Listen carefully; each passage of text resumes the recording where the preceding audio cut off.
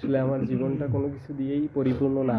পৃথিবীতে সবার সাথেই ঘোরায়, বাট বন্ধুদের সাথে ঘোরাফেরার এটার কোনো আনন্দ আসলে ভাষায় প্রকাশ করা যায় না। বাট আপনাকে এরকম কোশ্চেন করার জন্য। তো সব মিলে যেহেতু বন্ধু-বান্ধবের সাথে গেছি, আসলে খুব মজা হইছে, এনজয় করছি। তো প্ল্যানটা আসলে হুটহাট করে হইছে।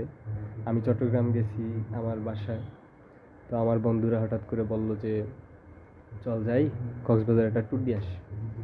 তো আমার আবার ঠান্ডা ছিল। তো সব মিলিয়ে আমিও বললাম, আমার কাছে টাকা-টুকা ছিল। তো বললাম যে, "চল যাই।"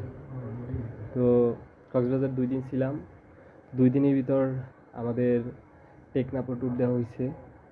একসাথে টেকনাফের সীমান্তে চইলা গেছি। ওই জায়গা দিয়েও ঘুরছি, পাহাড় দেখছি, সমুদ্র বিলাস করছি। সব মিলিয়ে ভালোই ছিল। আসলে আমার জীবনটা কোনো কিছু দিয়েই পরিপূর্ণ না। তো এই পরিপূর্ণতার ফিল পেতে হলে আপনার সমুদ্রে ঘুরতে হবে, তারপর পাহাড়ে ঘুরতে হবে, সমুদ্র বিলাস করতে হবে। তো এই জন্যই এইসব থেকে সমুদ্রে ঘোরা, নিজেকে কখনো একাকী মনে করলে যে কোনো জায়গায় ট্যুর দেয়া, এইগুলা করলে নিজেরই ভালো লাগে।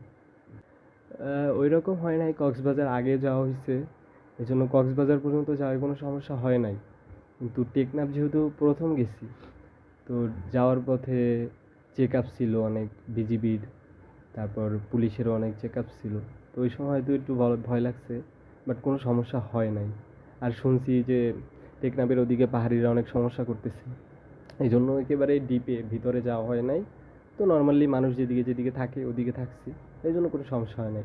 পৃথিবীতে সবার সাথেই ঘোরায়, বাট বন্ধুদের সাথে ঘোরাফেরার এটার কোনো আনন্দ আসলে ভাষায় প্রকাশ করা যায় না।